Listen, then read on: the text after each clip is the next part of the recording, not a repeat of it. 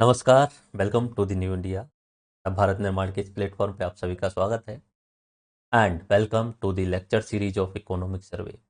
हमारी राजस्थान की economic survey की ये लेक्चर सीरीज चल रही है, जिसके अंतर्गत हम चैप्टर 3 में ग्रामीण विकास एवं पंचायती राज के बारे में पढ़ने वाले हैं। मैंने आपको ओवरव्यू में पहले ही बृहद डाटा बता दिया था। चैप्टर 2 में हमारा कृषि और उससे संबद्ध परिदृश्य रहता है।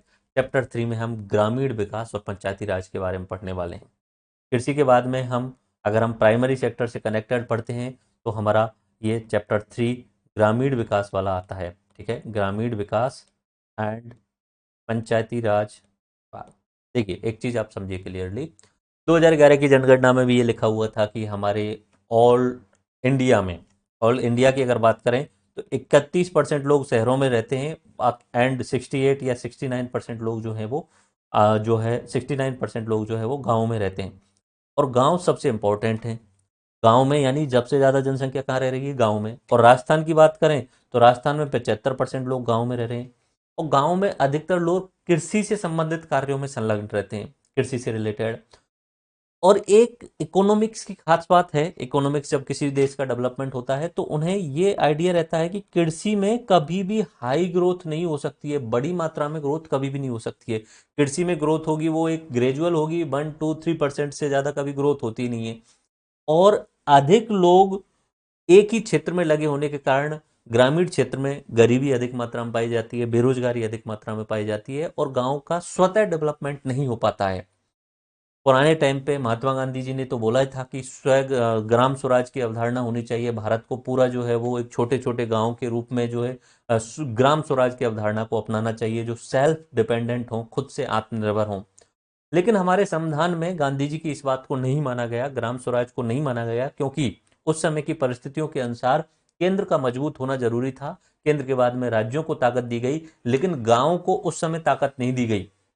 पहली बार प्रयास किए गए थे जवाहरलाल नेहरू जी के द्वारा कि हम एग्जीक्यूटिव पावर के द्वारा यानी कार्यकारी शक्ति के द्वारा बोल देते हैं सभी राज्यों को कि आप अपनी थोड़ी बहुत पावर गांव के लिए ट्रांसफर कर दो। लेकिन ऐसा संवैधानिक रूप से नहीं किया गया था। अब संवैधानिक रूप से नहीं किया गया तो उसका पालन भी प्रॉपर तरीके से नहीं हो पाया, क्योंकि संवैधानिक चीजें अगर होती हैं तो उसको जो है वो सुप्रीम कोर्ट में जाकर के भी जबरदस्ती पालन करवाया जा सकता है। वहां पे एग्जीक्यूटिव पावर के रूप में बोला गया तो हमारे राजस्थान वालों ने भी कहा कि हम भी शुरुआत कर देते हैं। 1959 में हमारे राजस्थान में जो है वो पंचायत राज की शुरुआत हो चुकी थी शुरुआत में, लेकिन एक सिस्टमेटिक वे में, प्रॉपर वे में चल नहीं पाया। बाद में हमारे यहाँ पे संविधान के अंतर्गत 73वां और 74वां संविधान संशोधन किया गया 1993 में। और उसके आधार पे 73वें और 74वें संविधान संशोधन के बाद में पंचायती राज व्यवस्था को जो है वो संविधान के अंतर्गत जोड़ दिया गया। अब जब जोड़ दिया गया संविधान के अंतर्गत तो वहां पे पूरे संविधान के अंतर्गत आर्टिकल्स दे दिए गए, उनके अंतर्गत बता दिया गया कि तुम्हारी पावर ये है, सारी चीजों का पृथक्करण कर दिया। तो उसके बाद में पंचायती राज को अधिक पावर मिलने लगी। ठीक है, अब इस चैप्टर में हमें 2 पॉइंट देखने हैं। एक तो हमें देखना है गांव का विकास, और एक हमें देखना है संविधान के अंतर्गत जो है वो क्या सिस्टम दिया गया है गांव के विकास के लिए।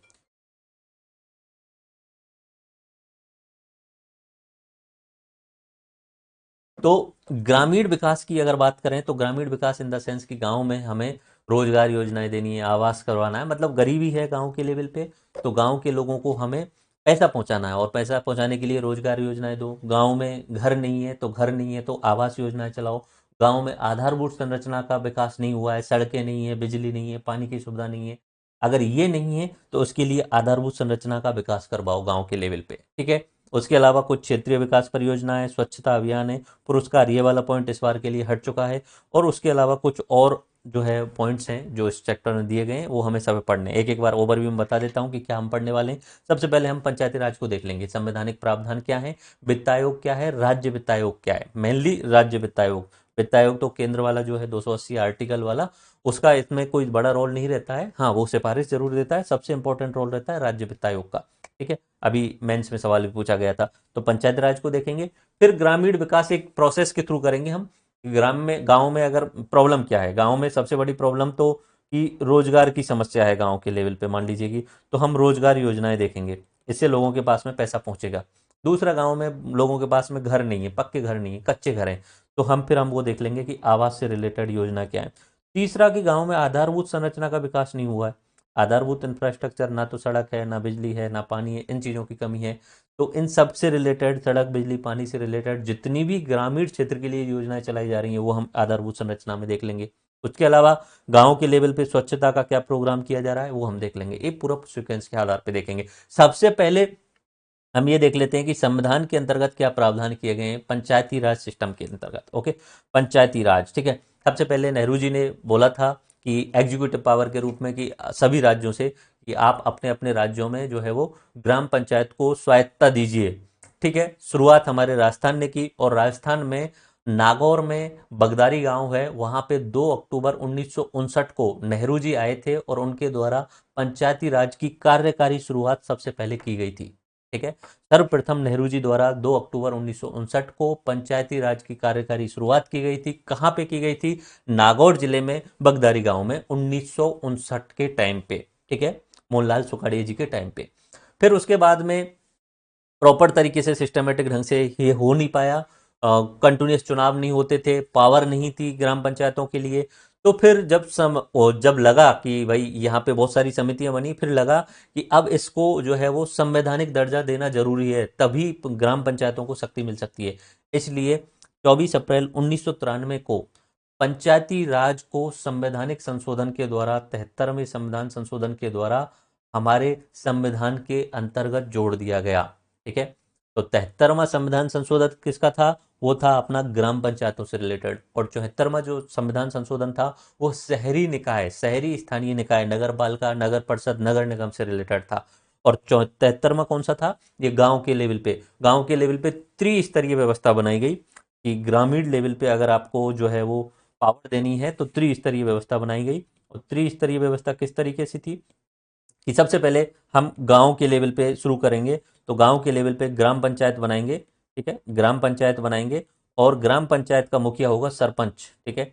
इसको हम सीधा प्रत्यक्ष रूप से डायरेक्टली जो है वो चुनाव करवाएंगे, सरपंच का चुनाव जो है वो सीधा सीधा करवाएंगे। तो ग्राम पंचायत के लेवल पे मुखिया कौन होगा? सरपंच होगा। फिर उसके बाद में उन्होंने बताया कि हम जाएंगे उपखंड लेवल पे, तो पंचायत समिति लेवल पे जाएंगे, पंचायत समिति लेवल पे। और पंचायत समिति का मुखिया जो होगा वो प्रधान होगा, ठीक है, प्रधान होगा। और ये प्रधान जो है वो अप्रत्यक्ष रूप से चुना जाएगा पंचायत समिति सदस्यों के द्वारा।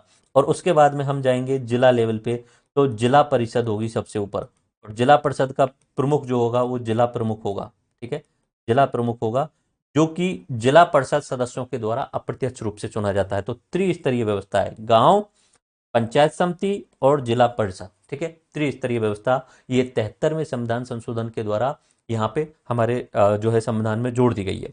अब बात करते हैं कि हमारे यहाँ पे 73वां संविधान संशोधन जो है वो उसके तहत अपने संविधान के भाग 10 के अंतर्गत आर्टिकल 243 ए से लेके 243 ओ तक, आर्टिकल 243 ए से लेके 243 ओ तक जो है अपने पंचायती राज के बारे में लिखा गया है सारा का सारा। ओके, और जिसमें सबसे इंपॉर्टेंट आर्टिकल है 243 जी, जिसमें पंचायती राज की शक्तियां दी गई हैं, ठीक है, पावर्स दी गई हैं, ठीक है। वो किसमें है? 243 जी में। और आर्टिकल कितना रहा? 243 ए से लेके 243 ओ तक।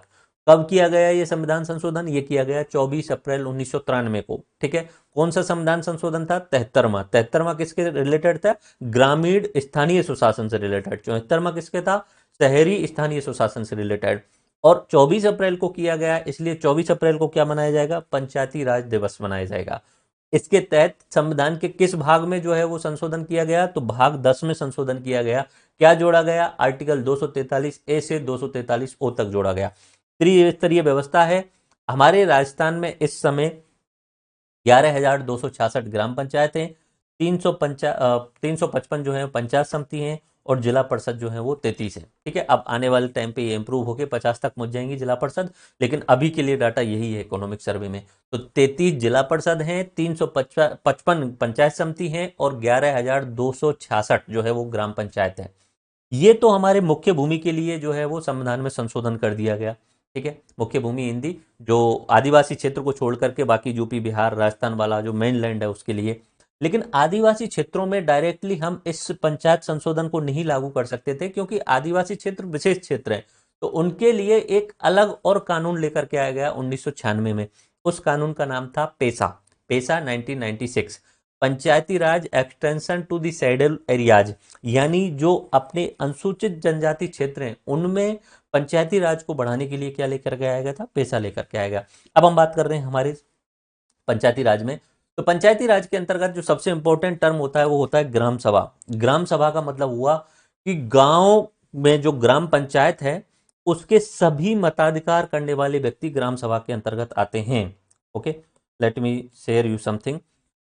हम पॉलिटी पढ़ते हैं तो पॉलिटी में हम बात करते हैं कि हमारे जो देश है, देश के लेवल पे सबसे बड़ा कानून बनाने वाली जो है संस्था वो है संसद। कानून बनाने वाली संस्था कौन सी है, संसद। राज्य के लेवल पे कानून बनाने वाली संस्था कौन सी है, अपनी विधानसभा, ये कानून बनाने का काम करती है। ऐसे ही अपने गांव के लेवल पे भी अगर कोई कानून या कोई नियम बनाना है तो उसके लिए आती है ग्राम सभा। अब यहाँ एक इंपॉर्टेंट बात ध्यान रखनी होगी आपको कि संसद में तो चुने हुए प्रतिनिधि जाते हैं, हमारे द्वारा जो एमपी हम भेजते हैं वो जाते हैं। विधानसभा में हमारे द्वारा चुने हुए एमएलए जाते हैं। ग्राम सभा में, ग्राम सभा के अंतर्गत ध्यान रखना है उस ग्राम पंचायत के अंदर आने वाले जितने भी गांव हो सकते हैं, क्योंकि ग्राम पंचायत में हो सकता है 2 या 3 गांव एक साथ में मिल रहे हों या 5-7 ढाणियां मिलकर बन रही हों, एक एरिया का शेड्यूल बना किया जाता है। ग्राम सभा में जो भी व्यक्ति 18+ है, जो मत देने वाला है व्यक्ति है, वो सब ग्राम सभा में शामिल होने का हक रखता है और वहां बैठक में भाग ले सकता है।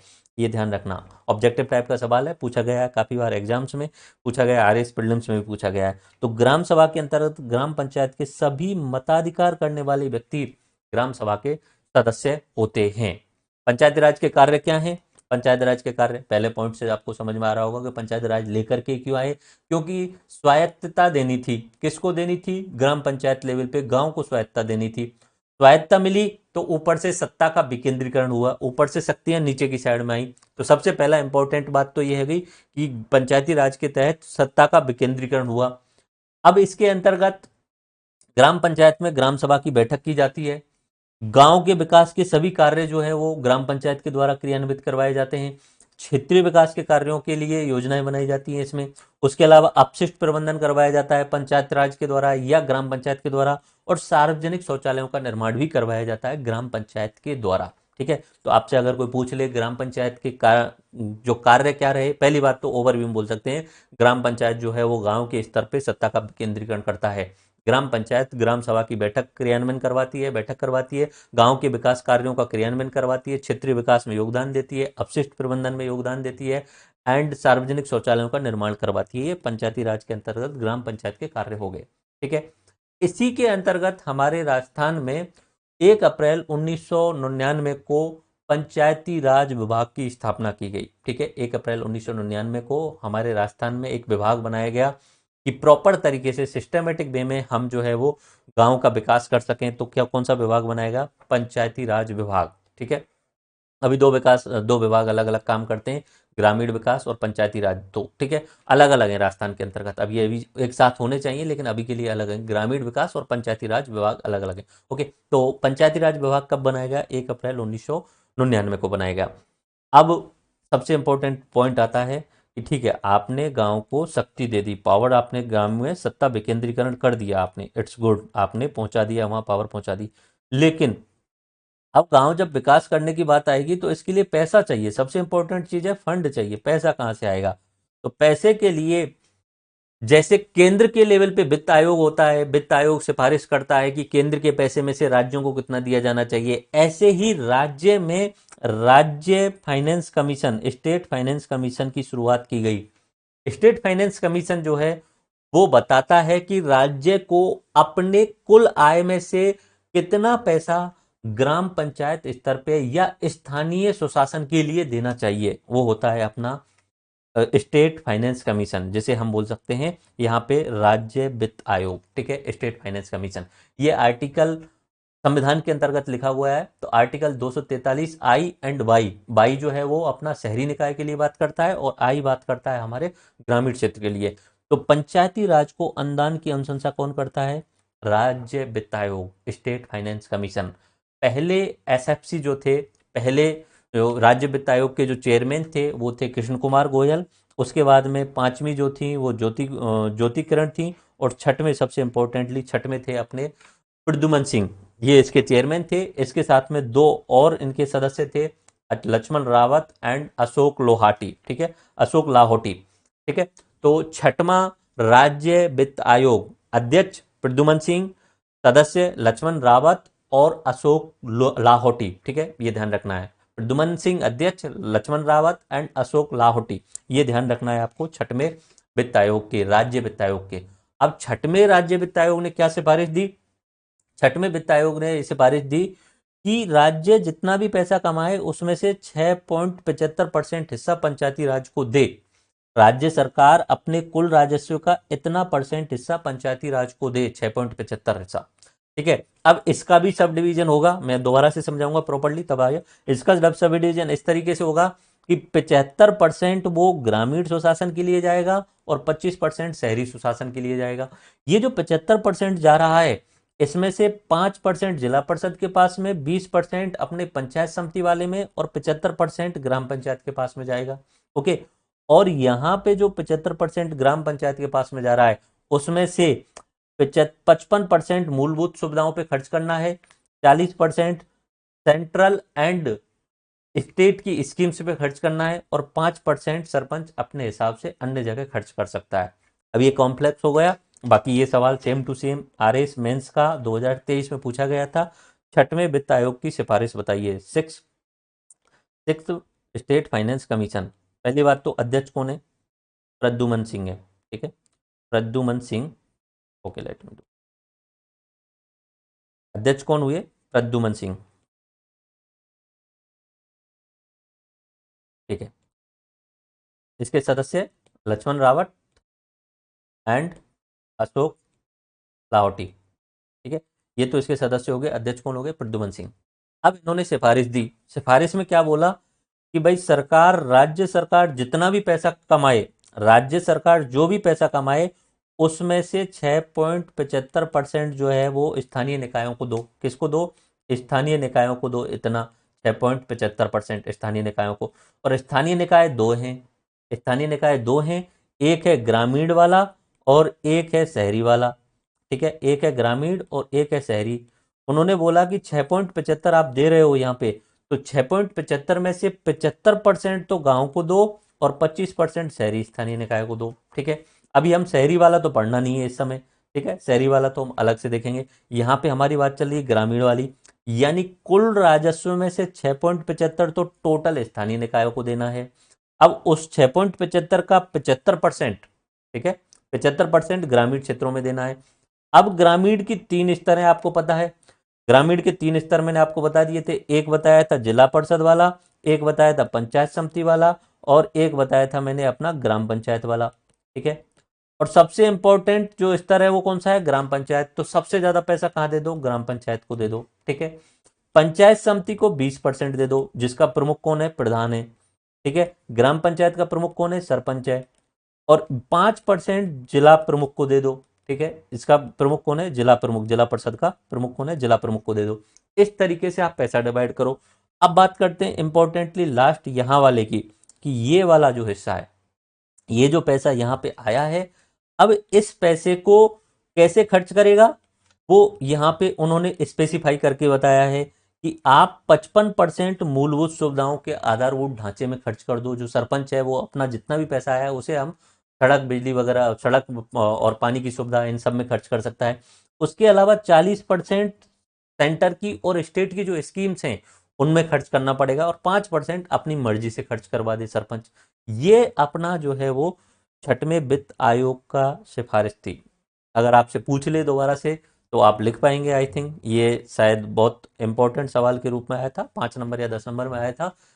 6 फाइनेंस कमीशन की, स्टेट फाइनेंस कमीशन की सिफारिशों के बारे में लिखिए। तो कैसे लिख सकते हैं आप कि छठवां राज्य वित्त आयोग, जिसके अध्यक्ष प्रद्युमन सिंह थे, उनके सदस्य लक्ष्मण रावत और अशोक लाहोटी थे, ठीक है। प्रद्युमन सिंह की अध्यक्षता में 6 फाइनेंस कमीशन ने राज्य सरकार के कुल राजस्व का 6.75 हिस्सा पंचायती राज सिस्टम को या स्थानीय निकायों को देने की बात की, ठीक है।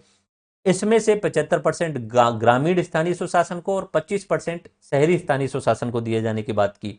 ग्रामीण स्थानीय स्वशासन में 5% जिला परिषद को, 20% पंचायत समिति को और 75% ग्राम पंचायत को। ग्राम पंचायत में मिलने वाले पैसे में से 55% मूलभूत सुविधाओं में खर्च किया जा सकता है, 40% सेंटर एंड स्टेट की स्कीम्स में खर्च किया जा सकता है और 5% अन्य चीजों में खर्च किया जा सकता है। तो ये पॉइंट आपको पूरा रट लेना चाहिए। ओके, इसके अलावा हमारा वित्त आयोग जो होता है वो केंद्र के लेवल पे आर्टिकल 280 के तहत है, राष्ट्रपति जी के द्वारा गठन किया जाता है। इसमें एक अध्यक्ष और 4 सदस्य होते हैं। 15वां जो वित्त आयोग था उसने टोटल जो वित्त के बंटवारे के बारे में बोला था 41% स्टेट्स को और 1% जम्मू कश्मीर को, यानी टोटल 42% के बारे में बोला था कि केंद्र सरकार जितना पैसा कमाया है उसमें से 42% जो है वो बांट करके दे दो राज्यों के लिए। ठीक है, और कौन अध्यक्ष थे इसके? एन.के. सिंह, और सदस्य थे ए.एन. झा, अनूप सिंह, रमेश चंद और अशोक लाहिटी। ओके, ये इसके सदस्य थे। तो अपना वित्त आयोग आर्टिकल 280 गठन राष्ट्रपति के द्वारा और एक अध्यक्ष और 4 सदस्य थे अपने 15 में जो वित्त आयोग था। ओके, एंड अपना स्टेट फाइनेंस कमीशन समझ में आ गया। चलो अपना पंचायती राज को हम रिवाइज करते हैं, 1 गो में 2 मिनट के अंतर्गत पूरा पंचायती राज रिवाइज करेंगे। ओके, आप देखते चलिए, मैं बोलता चल रहा हूँ। सबसे पहले नेहरू जी के द्वारा 2 अक्टूबर 1959 को जो है वो पंचायती राज की राजस्थान में नागौर जिले के अंतर्गत बगदारी गांव में शुरुआत की गई थी। ठीक है, ये एक कार्यकारी शुरुआत थी, ये संवैधानिक शुरुआत नहीं थी। उसके बाद में संविधान में संशोधन किया गया 24 अप्रैल 1993 को और इसके तहत 73वां संविधान संशोधन करके पंचायती राज सिस्टम को जो है वो संविधान में जोड़ दिया गया और संविधान के भाग 10 में अनुच्छेद 243 ए से 243 ओ तक जोड़ दिए गए और पंचायती राज व्यवस्था को संवैधानिक दर्जा दे दिया गया। इस पंचायती राज व्यवस्था के अंतर्गत त्रिस्तरीय व्यवस्था की गई, ग्राम पंचायत, पंचायत समिति और जिला परिषद। हमारे राजस्थान में इस समय 11,266 ग्राम पंचायत हैं, 355 पंचायत समिति हैं और जिला परिषद 33 हैं। ये ग्रामीण पंचायत जो स्थानीय सुशासन है इसको अगर जनजातीय क्षेत्रों में लागू करने के लिए 1996 में पेशा एक्ट लेकर के आए गए, Panchayati Raj extension to the schedule area 1996, जिसके तहत पंचायती राज को जनजातीय क्षेत्रों में लागू करवाया गया।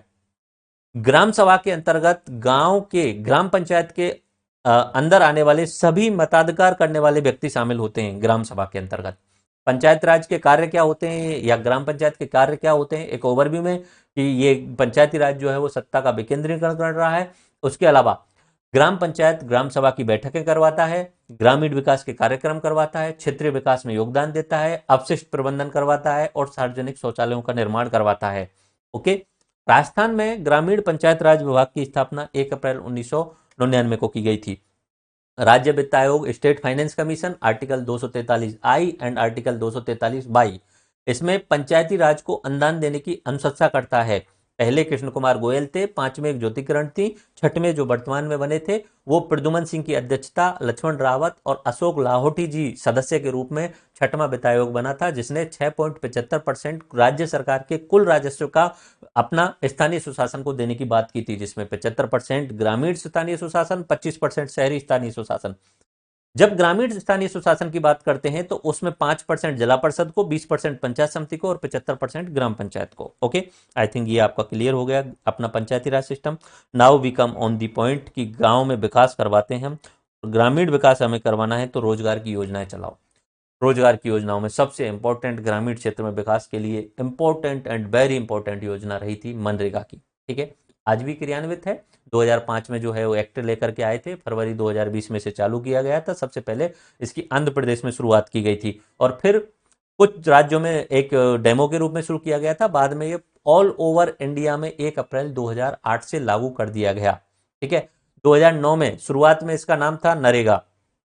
ठीक है, नेशनल रूरल एम्प्लॉयमेंट गारंटी योजना। ठीक है, इसमें पहले नाम था नरेगा एंड बाद में इसका नाम कर दिया गया 2009 में महात्मा गांधी नरेगा, मनरेगा।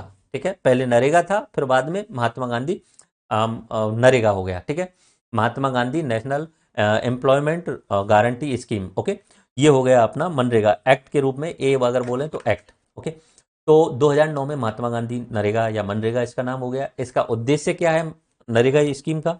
इस नरेगा स्कीम का उद्देश्य है ग्रामीण रोजगार देना, समावेशी विकास करना, आजीविका की सुरक्षा देना सभी गांव के लोगों को। किस तरीके से देंगे कि सभी गांव के लोगों को 100 दिन का रोजगार देंगे। लोग कौन से हो सकते हैं, एक तो वो वयस्क होना चाहिए, और जो कार्य दिया जाएगा उसमें स्किल की कोई जरूरत नहीं है, कोई भी आओ कुछ भी कार्य करवाएंगे। मिट्टी खोदने का कार्य करवाते हैं नॉर्मली, सामान्यतः मिट्टी खुदाई करवा के और फिर वहां पे कुछ बांध बनवाना हो या रोड बनवाना हो, उस टाइप का काम करवाया जाता है। तो अनस्किल्ड वर्क दिया जाता है इसमें वयस्क व्यक्तियों के लिए, और 100 दिन तक का रोजगार दिया जाता है। उद्देश्य क्या रहा, ग्रामीण रोजगार और समावेशी विकास करना। पूरे ऑल इंडिया में कब लागू हुआ, 1 अप्रैल 2008 को। एक्ट कब बना, 2005 में। महात्मा गांधी जी का नाम कब जोड़ा गया, 2009 में। अब इसकी विशेषताएं क्या होती हैं, विशेषता ये होती है कि आपको अगर रोजगार पाना है तो आपको अपने ग्राम पंचायत में ही जो है वो पंजीकरण कराना पड़ेगा। आप अपने ग्राम पंचायत को छोड़ के किसी दूसरे ग्राम पंचायत में जाके पंजीकरण नहीं करवा सकते हो। तो स्थानीय निवासी होना चाहिए व्यक्ति, ठीक है। उस स्थानीय निवासी को वो जाएगा ग्राम पंचायत में, रजिस्ट्रेशन कराएगा, रजिस्ट्रेशन कराएगा तो जॉब कार्ड दे दिया जाएगा, जॉब कार्ड मिल जाएगा। तो जॉब कार्ड मिलने के 15 दिन के अंतर्गत ही, रजिस्ट्रेशन कराने के दिन ही जॉब कार्ड मिल जाता है, एंड जॉब कार्ड मिलने के 15 दिन के अंतर्गत रोजगार मिलने की गारंटी है। रोजगार मिलना ही जरूरी है उसको 15 दिन के अंतर्गत। और अगर 15 दिन में अगर रोजगार मिलता नहीं है तो फिर बेरोजगारी भत्ता देना होगा, ठीक है। क्या देना होगा, बेरोजगारी भत्ता। और ये जो रोजगार मिल रहा है ये 5 किलोमीटर के दायरे में मिलना चाहिए, जहां उसका ग्राम है, गांव है, उसके 5 किलोमीटर के दायरे में मिलना चाहिए। अगर उससे बाहर अगर काम करवाने जा रहे हो तो आप 10% एक्स्ट्रा भत्ता दो, ठीक है। और 1/3 महिलाओं को जॉब दिया जाना चाहिए, ठीक है। ये जो है इसकी विशेषताएं हैं। दोबारा से समझिए, क्या है उद्देश्य, गांव के लेवल पे रोजगार देना और समावेशी विकास करना। एक तरीके से रोजगार देंगे तो लोगों की आजीविका की सुरक्षा हो जाएगी। कितना रोजगार देंगे, 100 दिन का रोजगार देंगे। किन लोगों को दे सकते हैं, वयस्क व्यक्तियों को देंगे। और कैसे कार्य दिए जाएंगे, अनस्किल्ड, कोई स्किल की जरूरत नहीं है, बीए बीटेक कुछ पढ़ने की कोई जरूरत नहीं है, आप अनपढ़ हो तो भी आपको कार्य करवा दिया जाएगा, इसमें आपको स्किल की कोई जरूरत नहीं है। चलो कैसे, स्थानीय निवासी जो होगा, जो अपनी पंचायती राज ग्राम पंचायत में जाएगा, अपना रजिस्ट्रेशन कराएगा, रजिस्ट्रेशन कराने के साथ में उसको जॉब कार्ड मिल जाएगा। जॉब कार्ड के 15 दिन के अंतर्गत उसको गारंटी के साथ में रोजगार मिल जाएगा। अगर नहीं मिलता है तो बेरोजगारी भत्ता दिया जाएगा। 5 किलोमीटर के अंदर में वो कार्य करवाया जाएगा। अगर वहां से भी एक्स्ट्रा दूरी पे करवाया जा रहा है वो कार्य, तो 10% एक्स्ट्रा वेज देना पड़ेगा, एक्स्ट्रा भत्ता देना पड़ेगा। और 1/3 महिलाओं को जॉब देना जरूरी है, ठीक है। ये हुई अपनी मनरेगा की विशेष बातें। अब बात करते हैं ग्राम सभा का कार्य क्या है इसमें। ग्राम सभा जो है वो कार्यों का चयन करवाती है कि किस पोखर की खुदाई करवानी है, किस रोड की मरम्मत करवानी है, ये सब कार्यों का चयन कौन करेगा, ग्राम सभा करती है। उसके अलावा सोशल ऑडिटिंग भी ग्राम सभा करवाती है, सामाजिक अंकेक्षण भी ग्राम सभा करवाती है, कार्यों की प्रगति की जांच भी ग्राम सभा करती है। सोशल ऑडिटिंग के अंतर्गत वो कार्य स्थल पर यह चेक करती है कि पानी की व्यवस्था है या नहीं है, छाया की व्यवस्था है नहीं है, चिकित्सा की व्यवस्था है या नहीं, या पालना गृह की व्यवस्था है नहीं। ये सब चेक करने का कार्य कौन कर रहा है, ग्राम सभा कर रही है। मनरेगा के अंतर्गत ये भी चेक किया जाएगा ग्राम सभा के द्वारा कि कोई कार्य ठेकेदारों से द्वारा या मशीनों के द्वारा तो नहीं करवाया जा रहा। ये इंपॉर्टेंट है, क्योंकि पैसा गांव के लोगों को देना है, गांव के लोगों को देना है, तो कोई ठेकेदार नहीं होना चाहिए, कोई मशीन नहीं होनी चाहिए, सामान्य औजार होने चाहिए, ठीक है। वो अपना फावड़ा और परात, ये सामान्य औजार होने चाहिए, इस तरीके का रहता है। तो ग्राम सभा के कार्य क्या रहे, ग्राम सभा क्या करने वाली है मनरेगा में। पहली बात तो जो कार्य किए जाने हैं उनका चयन कौन करेगा, ग्राम सभा करेगा कि उस पोखर की खुदाई करवानी है मान लीजिए, ठीक है। अब वो उसमें कितना कार्य हो चुका है तो कार्य प्रगति की जांच कौन करेगा, ग्राम सभा करेगा। फिर उसके बाद में वहां पे जो कार्य हो रहा है वहां पे कार्य स्थल पे कैसी दशाएं हैं या उसका सामाजिक अंकेक्षण कौन करेगा, ग्राम सभा करेगा। उसमें पानी की चेक करवाएगा, पानी व्यवस्था हो रही है नहीं हो रही, छाया की व्यवस्था है या नहीं है, बैठने के लिए बीच बीच में आराम करने के लिए, कोई बीमार हो जाता है तो छोटी मोटी चिकित्सा की व्यवस्था है नहीं है, किसी के पास में छोटा बच्चा है तो उसको रखने के लिए पालना गृह की व्यवस्था है कि नहीं है, ये सब कौन चेक कर रहा है, ग्राम सभा। ग्राम सभा ये भी चेक कर रहा है कि जो कार्य करवाए जा रहे हैं उनमें ठेकेदार और मशीन नहीं होनी चाहिए, ये ध्यान रखा जाए। ओके। हमारे राजस्थान में हमारे मुख्यमंत्री जी जो पिछले वाले अशोक गहलोत जी थे, उन्होंने थोड़ा सा एक्स्ट्रा इसमें जोड़ दिया। उन्होंने वही सीएम के नाम से ये वो CM rural employment guarantee scheme कर दिया उसे। तो उन्होंने 25 दिन एक्स्ट्रा दे दिए। मनरेगा में टोटल दिन कितने हैं, 100 दिन हैं। हमारे सीएम साहब ने बोला कि हम 25 दिन और एक्स्ट्रा देंगे, ठीक है। और उस 25 दिन का पूरा खर्चा कौन लेगा, स्टेट गवर्नमेंट लेगा। ये 100 दिन का ऊपर वालों का जितना भी भत्ता दिया जाता था, जितना भी पैसा दिया जाता था, वो सेंटर के द्वारा दिया जाता था। अभी हम यहाँ पे थोड़ा प्रोसेस देख लेते हैं, ठीक है, फिर समझ लेंगे कि पैसा कितना दिया जाता है, कहाँ से दिया जाता है। राजस्थान में मुख्यमंत्री जी के द्वारा बोला गया CM rural employment guarantee scheme, ठीक है, सीएम के नाम से मनरेगा शुरू कर दिया। उन्होंने बोला कि हम 25 दिन एक्स्ट्रा देंगे, और इस 25 दिन एक्स्ट्रा का पैसा खर्चा कौन लेगा, वो हम राज्य सरकार देगी पूरा का पूरा। उसके अलावा एक पॉइंट और बोला कि एसटी क्षेत्र में हम रोजगार देंगे 200 दिन का। और एसटी क्षेत्र कौन कौन से उन्होंने स्पेसिफाई किए, 12 के और उदयपुर के, 12 की सहरिया जनजाति और खेरुआ जनजाति, और उदयपुर की कथोड़ी जनजाति, इन लोगों को हम साल में 200 दिन का रोजगार देंगे। उसके अलावा अगर कोई व्यक्ति दिव्यांग है तो उसको भी 200 दिन का रोजगार दिया जाएगा, ठीक है। अब इसमें पैसे की बात आती है कि पैसा कहां से कितना आएगा। मेनली ये स्कीम जो है केंद्र सरकार के द्वारा शुरू की गई थी, लेकिन इसे हम 90 और 10 का जो है वो रेशियो रहता है। केंद्र सरकार 90 रुपए देती है और स्टेट सरकार 10 रुपए देती है इसमें, ओके। ऐसे सेंट्रली स्पॉन्सर्ड स्कीम बोल सकते हैं, सेंटर के द्वारा 90 और स्टेट के द्वारा 10 रुपए, ओके। अब इसमें ध्यान रखना कि जो कार्य किया जाएगा, वह जो पैसा खर्च किया जाएगा, वो आपको जितना भी पैसा आया है उसमें से कम 60 रुपए तो वेजेज में यानी वेतन देने में खर्च करना पड़ेगा। मशीनों पे मैक्सिमम 40 रुपए खर्च कर सकते हो, उससे ज्यादा खर्च नहीं कर सकते। मशीन खरीदने में आप 40 रुपए से, मशीन इन द सेंस जो टूल्स औजार यूज किए जाने होंगे वो खरीदने में, ओके। और मजदूरी इसके तहत 266 रुपए पर डे दी जाती है वर्तमान में। शुरुआत में तो 100 रुपए पर डे थी, बाद में धीरे धीरे उससे भी कम थी, फिर धीरे धीरे बढ़ती हुई और आज के टाइम पे 266 रुपए पर डे है इकोनॉमिक सर्वे के अनुसार से, ओके। तो अब बेसिकली आपको ये समझ में आई। इसमें जो भी 100 दिन का जो पैसा दिया जाता है ना, 100 दिन का ये वाला, ये पूरा का पूरा सेंटर देती थी। 100 दिन का पैसा सेंटर देती थी, ओके। बाकी सेंटर और स्टेट का रेशियो है 90:10। तो मशीनों में जो खर्चा होने वाला होगा वो पैसा थोड़ा बहुत जो है वो स्टेट साइड से, machine in the sense tools वगैरह खरीदने में जो पैसा खर्च होने वाला है वो स्टेट की साइड से, ओके। तो ये आपको ध्यान रखना है।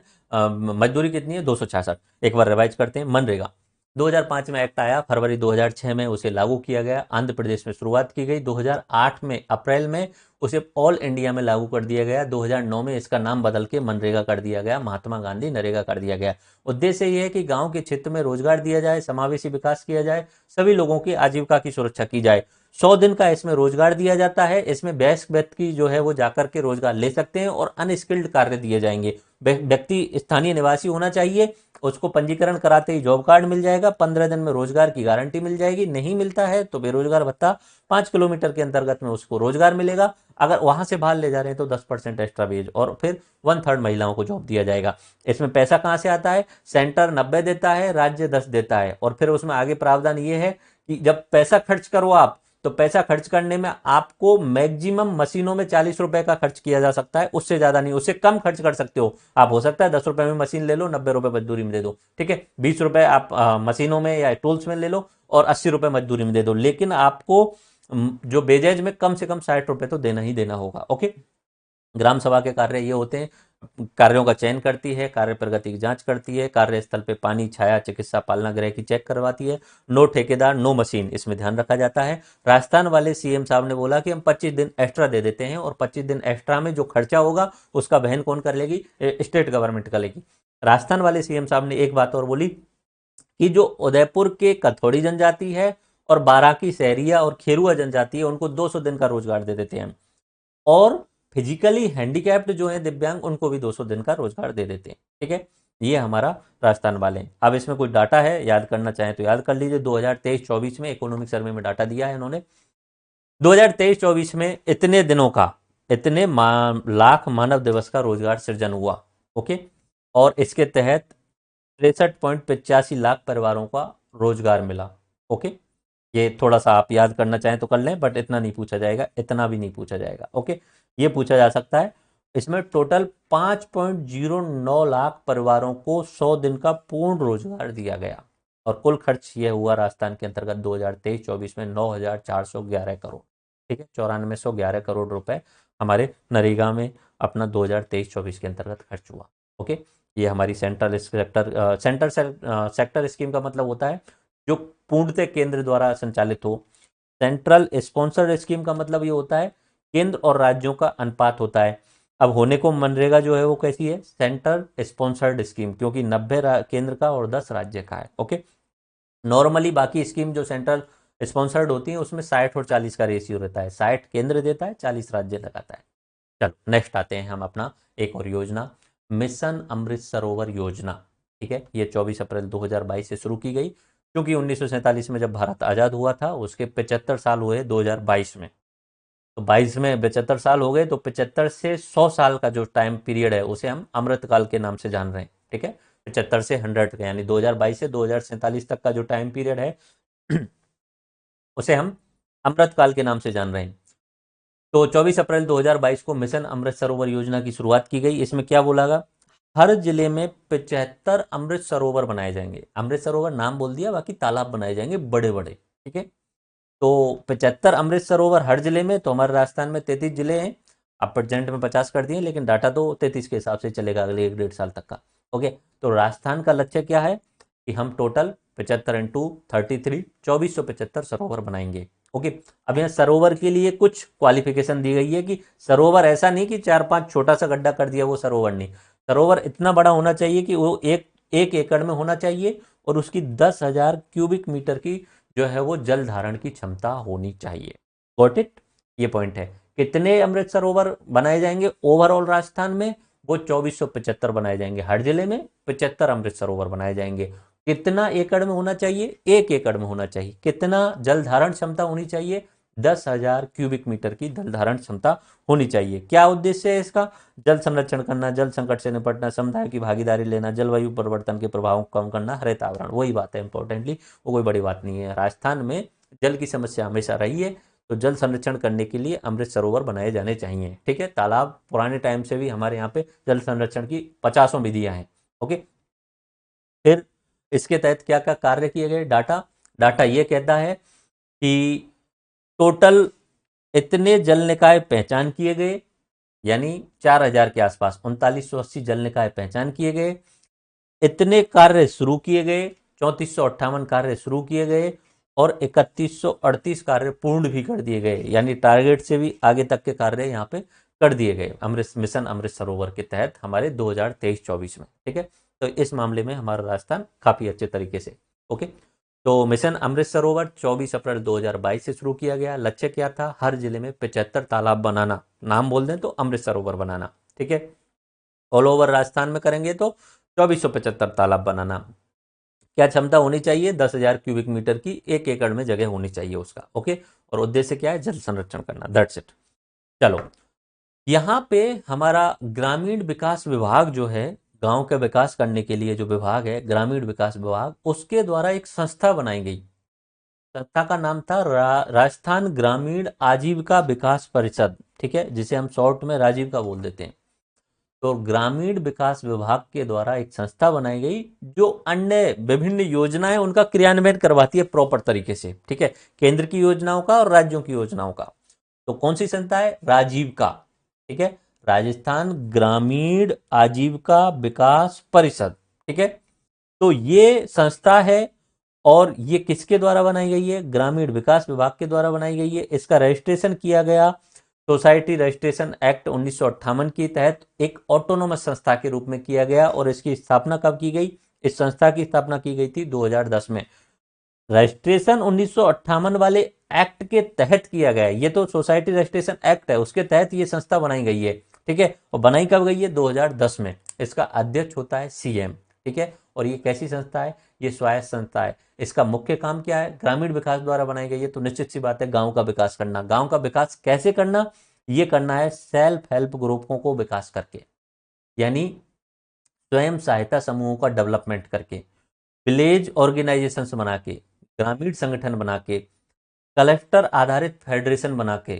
ठीक है, क्लस्टर बेस्ड फेडरेशन बना के, क्लस्टर यानी समूह बना करके फेडरेशन बनाना। ठीक है, तो अपना एक योजना या एक संस्था राजीव का,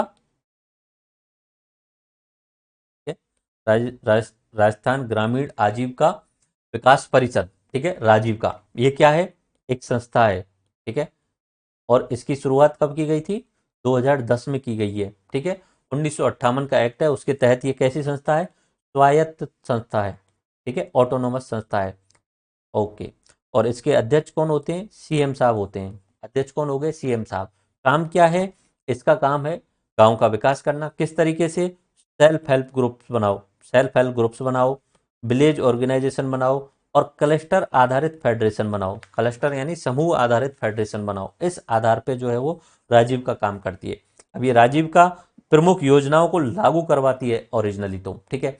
जैसे केंद्र की 2 योजनाओं को लागू करवाती है, ये अच्छे से देखिए। केंद्र की 2 योजनाएं हैं, एक है NRLM, national rural livelihood mission, राष्ट्रीय ग्रामीण आजीविका मिशन। राष्ट्रीय ग्रामीण आजीविका मिशन है NRLM, ये केंद्र की योजना है, ठीक है।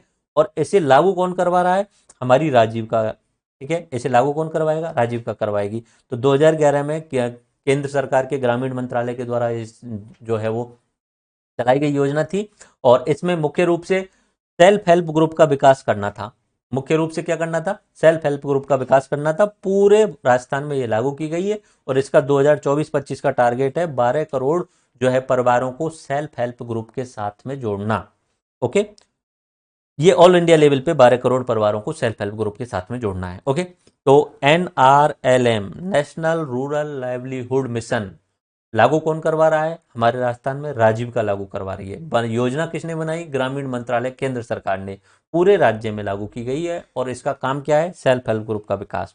उसके बाद में आता है राष्ट्रीय ग्रामीण आर्थिक रूपांतरण योजना, NRETP, राष्ट्रीय ग्रामीण इकोनॉमिकल ट्रांसफॉर्मर स्कीम, ठीक है, या policy. National rural economy transforming योजना यानी पॉलिसी, ठीक है, NRETP। ये हमारे राजस्थान में वर्ल्ड बैंक के सहयोग से राजीव का द्वारा इंप्लीमेंट करवाई जा रही है। कहाँ पे? 9 जिलों में और 36 ब्लॉक में इंप्लीमेंट करवाई जा रही है। और कब से? ये 2019 से जो है वो करवाई जा रही है। तो राजीव का की केंद्र सरकार वाले 2, NRLM, ये राष्ट्रीय ग्रामीण आजीविका मिशन लागू करवा रहा है एक तो, और दूसरा कौन सा है? NRETP, ठीक है, आर्थिक रूपांतरण योजना। 2 योजनाएं। आर्थिक रूपांतरण योजना का पॉइंट याद रखना, ऑब्जेक्टिव के लिए इंपॉर्टेंट है। वर्ल्ड बैंक की सहायता से। किसकी सहायता से? वर्ल्ड बैंक की सहायता से। ये ऑब्जेक्टिव से आपका सवाल बनने की पूरी संभावना होती है। NRETP, राष्ट्रीय ग्रामीण आर्थिक रूपांतरण योजना, किसके सहयोग से चलाई जा रही है? तो ये वर्ल्ड बैंक की सहायता से चलाई जा रही है। अब राज्य सरकार की कुछ और योजनाओं को लागू करवाती है राजीव का। राज्य सरकार की कौन कौन सी योजना है? राज्य सरकार की राजस्थान ग्रामीण आजीविका विकास परियोजना है, जो 18 जिलों में और वर्ल्ड बैंक की सहायता से ये लागू करवा देती है। ओके, उसके अलावा एक स्कीम और है एम पावर, मिटिगेशन पॉवर्टी, ठीक है, पॉवर्टी मिटिगेशन करके। ये पश्चिमी राजस्थान में गरीबी को मिटाने के लिए चलाई जा रही है और ये IFAD और टाटा ट्रस्ट फाउंडेशन के द्वारा फंडेड है। ओके, कितने जिलों में चलाई जा रही है? 6 जिलों में चलाई जा रही है। अभी तक के लिए इतना ही डाटा दिया गया है, आगे इसमें चेंज हो जाएंगे जिलों की संख्या। ओके, तो राजीव का क्या है? एक संस्था है, ठीक है। कब स्थापना की गई? 2010 में की गई। क्यों की गई? ग्रामीण विकास के द्वारा की गई है, तो गांव का विकास करना है। किस तरीके से करेंगे? बोले सेल्फ हेल्प ग्रुप बना के, विलेज ऑर्गेनाइजेशन बना के, क्लस्टर आधारित जो है वो फेडरेशन बना के। ओके, इसका अध्यक्ष कौन होगा? सीएम होगा। कैसी संस्था है? ये शासक संस्था है और इसका रजिस्ट्रेशन सोसाइटी रजिस्ट्रेशन 1958 के तहत किया गया। ये योजनाओं को संचालित करती है केंद्र सरकार और राज्य सरकार। केंद्र की NRLM ये वाली, और केंद्र की दूसरी NRETP, और राज्य की राजस्थान ग्रामीण ग्रामीण आजीविका विकास परियोजना और पॉवर्टी मिटिगेशन यानी M power. Okay, you got it. चलो, रूडा नेक्स्ट पॉइंट के रूप में, रूडा और GI टैग, ठीक है। रूडा अपना जो है वो ग्रामीण क्षेत्र में नॉन एग्रीकल्चर डेवलपमेंट के लिए एक एजेंसी बनाई गई थी। मीन्स गांव के क्षेत्र में कृषि के क्षेत्र पर, कृषि पर तो खूब ध्यान दिया जा रहा है, लेकिन नॉन एग्रीकल्चर जो एक्टिविटी हैं उन पे ध्यान नहीं दिया जाता था। ये जो दस्तकार होते हैं, हस्तशिल्प होते हैं, इन पे ध्यान नहीं दिया जाता। तो इन पे ध्यान देने के लिए एक जो है वो एजेंसी बनाई गई, प्राधिकरण बनाया गया, ग्रामीण गैर कृषि विकास प्राधिकरण, RUDA, rural non agriculture development agency. 1995 में स्थापना की गई। क्या था उद्देश्य? गैर कृषि क्षेत्र को बढ़ावा देना। और बढ़ावा किस तरीके से देना? क्लस्टर आधारित डेवलपमेंट करना। क्लस्टर यानी समूह बना करके, लोगों को इकट्ठा करके, समूह बना करके, और दस्तकारों और हस्तशिल्पों को स्वरोजगार दिलवा करके। इसके 3 उप क्षेत्रों पे फोकस किया जाता है। चमड़ा, ऊन, वस्त्र और लघु खनिज। ये 3 उपक्षेत्र हैं, चमड़ा, ऊन, वस्त्र और लघु खनिज। इस आधार पे जो ग्रामीण गैर कृषि क्षेत्र हैं उनको बढ़ावा दिया जाता है। इसके द्वारा जीआई टैग दिलवाने में भी हेल्प की जाती है रूडा के द्वारा। ठीक है, अब जीआई टैग क्या है? जीआई टैग जो होता है ये ज्योग्राफिकल इंडिकेटर होता है किसी भौगोलिक क्षेत्र में किसी विशेष उत्पाद को, अगर 10 वर्ष से अधिक समय से वो बन रहा है और वो फेमस हो रहा है वो, ठीक है, तो कोई भी भौगोलिक क्षेत्र को कृषि से रिलेटेड उत्पाद हो या प्राकृतिक हो या मैन्युफैक्चर किया गया उत्पाद हो, उसको जीआई टैग दिया जा सकता है। तो हमारे राजस्थान में करीब करीब 21 जीआई टैग हैं, आई थिंक सो। और नए 5 जो जीआई टैग दिए गए थे पिछले साल 2023 में, 5 जीआई टैग दिए गए थे, वो याद कर लेना, रट लेना, आपको ऑब्जेक्टिव टाइप के लिए काफी इंपॉर्टेंट है। एक तो जोधपुरी बंदेज को जीआई टैग दिया गया 2023 में। उसके बाद में बीकानेर में 2 लोगों को, 2 चीजों को, एक तो कोफ्तागिरी और एक है काशिदकारी। कोफ्तागिरी और काशिदकारी, इन 2 चीजों को जो है वो जीआई टैग दिया गया। नाथद्वारा की पिछवाई, उसको जीआई टैग दिया गया। और बीकानेर की उस्ता कला को जीआई टैग दिया गया। तो याद करने में इतना ज्यादा डिफिकल्ट नहीं होगा, बीकानेर के 3 हो गए एक्चुअली में, कोफ्तागिरी, काशिदकारी और उस्ता कला। ये कहाँ के हो गए? बीकानेर के। अपना एक इसमें से उदयपुर का, आई थिंक, मुझे कंबाइंड ध्यान नहीं, काशिदकारी शायद उदयपुर का है इसमें। ओके, और जोधपुर का बंदेज है और पिछवाई नाथ द्वारा का है। ओके, ये ध्यान रख लीजिएगा। Got it. 5 नए जो है वो जीआई टैग दिए गए हैं।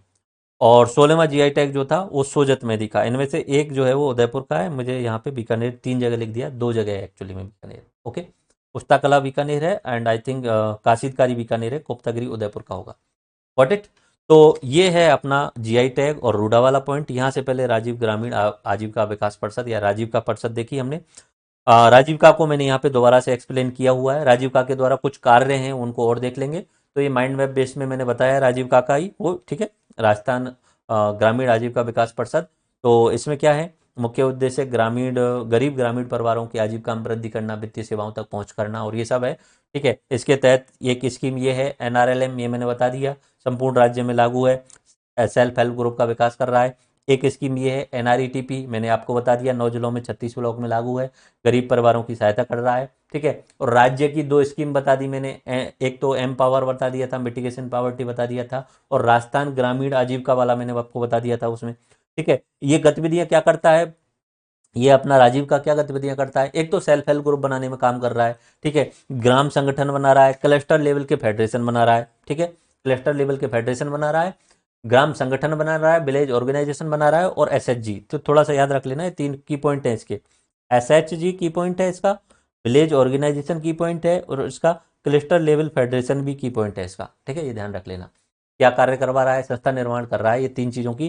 ठीक है, 3 तरीके की। एक तो वो बना रहा है अपना एसएचजी, और एक अपना जो है वो विलेज ऑर्गेनाइजेशन, और एक अपना क्लस्टर लेवल फेडरेशन। ओके, फिर एसएचजी के लिए प्रशिक्षण देना, वित्तीय सहायता देना, एसएचजी को बैंकों को ऋण सुविधा दिलवाना, ये सब काम करता है।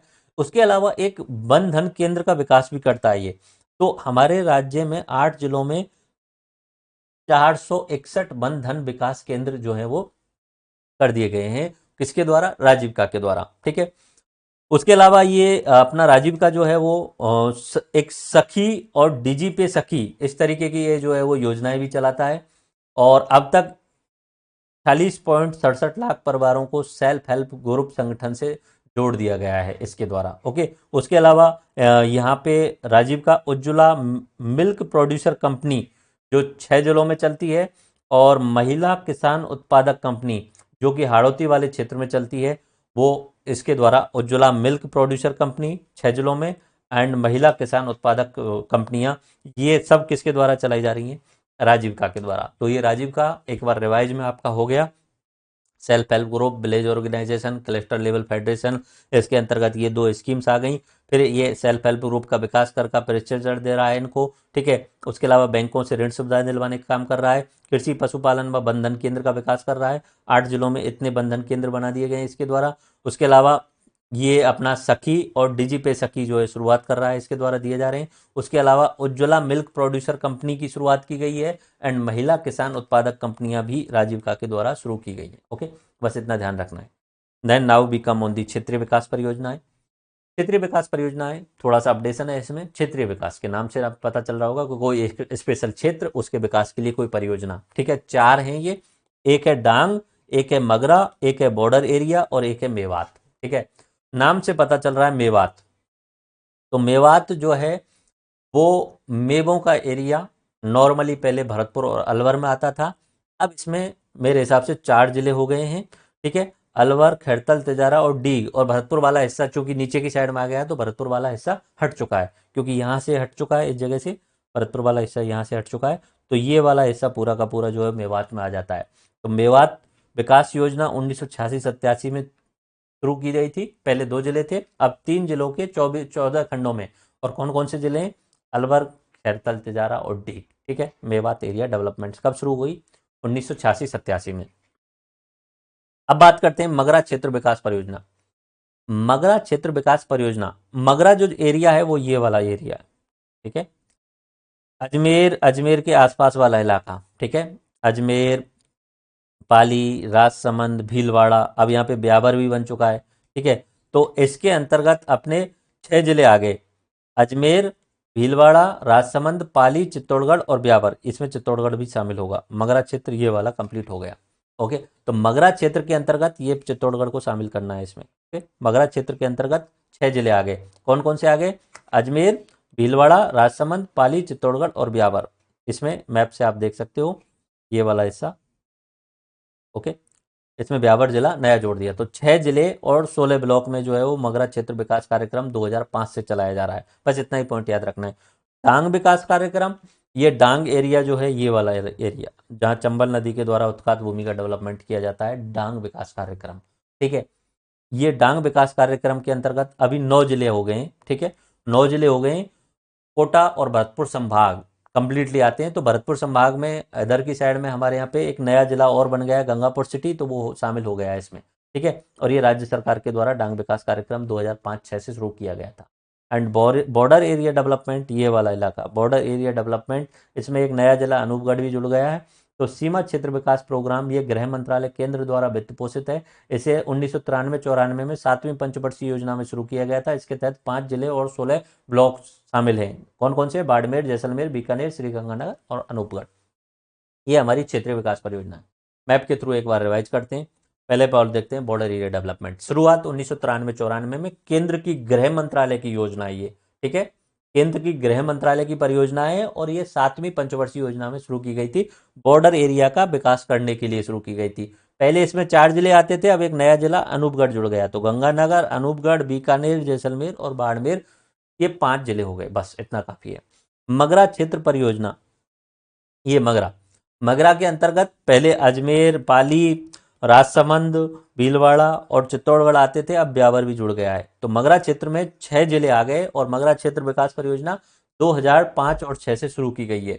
ओके, डांग विकास परियोजना, डांग विकास परियोजना में कोटा और भरतपुर संभाग का पूरा एरिया आता था ये वाला। ठीक है, अब इसमें एक नया जिला बना है बीच में, गंगापुर सिटी। तो पहले 8 जिले होते थे, तो यहाँ पे 8 की जगह अब 9 जिले हो गए। 9 जिले और 26 पंचायत समिति वाला इलाका हो गया है इसमें। ओके, तो डांग विकास कार्यक्रम 2005 और 6 में शुरू हुआ है। बस इतना पता होना चाहिए। राजस्थान सरकार के द्वारा चलाया जा रहा है। मगरा क्षेत्र भी राजस्थान सरकार के द्वारा, मेवात क्षेत्र भी राजस्थान सरकार के द्वारा। और मेवात क्षेत्र में कितने जिले हो गए? 3 जिले हो गए, अलवर, खैरतल, तिजारा और दीग। ये विकास परियोजना है। बस इनकी डेट आपको पता होना चाहिए, ओवरव्यू। थोड़ा थोड़ा आप ये भी देख सकते हो कि कितने जिले और कितने खंडों में चलाया जा रहा है। बस इतना ही दिया है इकोनॉमिक सर्वे में, तो इतना ही पता होना चाहिए। उसके अलावा आवास के लिए योजनाएं, आवास के लिए पुराने टाइम पे इंदिरा आवास योजना चलाई जाती थी कांग्रेस सरकार के द्वारा, जब यूपीए सरकार थी। उसके बाद में 2014 के बाद में मोदी जी की सरकार आई तो उन्होंने उसका नाम बदल के पीएम आवास योजना ग्रामीण बना दिया उसे। ओके, पीएम आवास योजना, इसकी शुरुआत 2016 में आगरा से की गई थी। लाभार्थियों का चयन 7 मानकों पर किया जाता है।